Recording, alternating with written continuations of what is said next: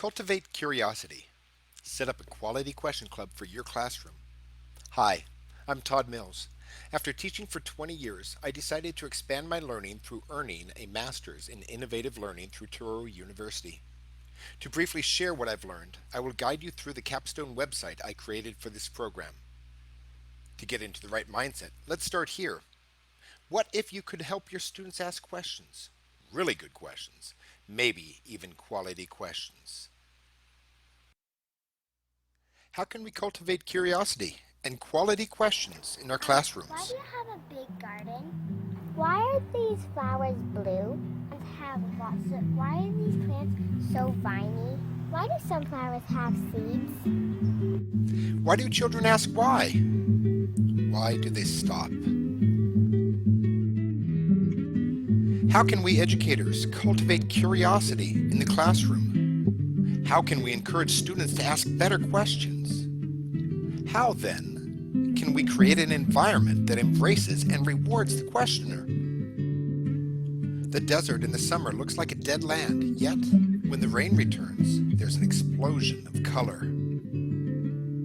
We can take a field of grass, yet with the right cultivation and environmental changes, we can help it feed a community.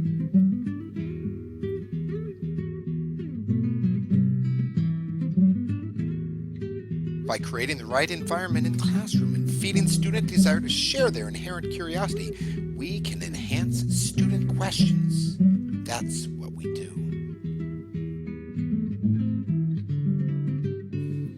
Look around and find out how a quality question club in the classroom does just that.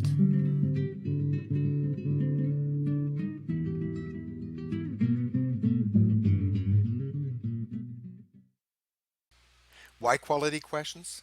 I was starting to feel like a mama bird. I didn't like it. I needed my students to take charge of their own learning. I needed to change my classroom environment to get more questions and deeper understanding. I used a why how ladder to determine why I needed to complete my action research. Ultimately, I want to help students be active thinkers so that our future is strong. So I set up positive rewards for quality questions and completed a pre and post study of questions students asked. These graphs show you the results. First, I saw that we more than doubled the number of questions students asked. More importantly, the number of quality questions increased by over 1,000%, and the students thinking about questions changed. One student said, I think that thinking about answers instead of questions makes your questions shorter.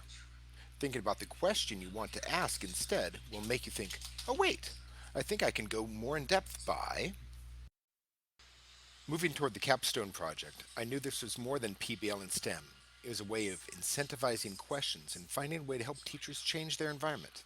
Of course, I assume that teachers, students, and the community want positive changes in education.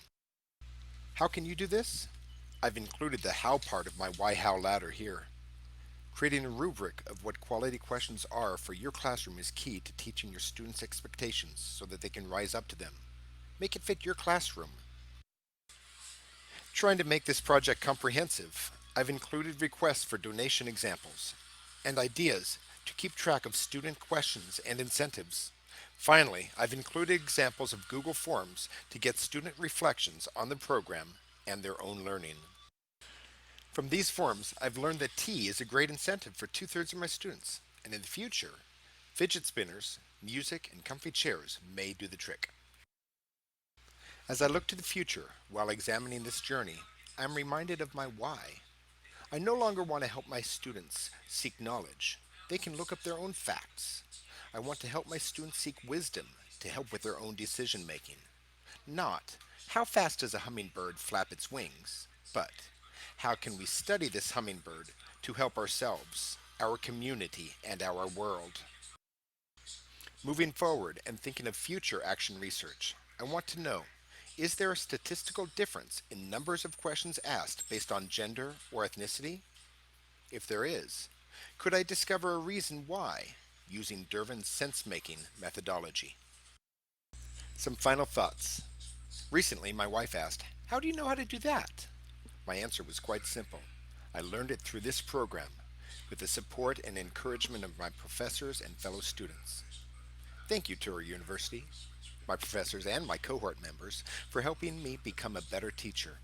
And thank you, Napa Learns, for your generosity to our Napa community and me in particular so that I can learn new tools to help our students be successful in school and life.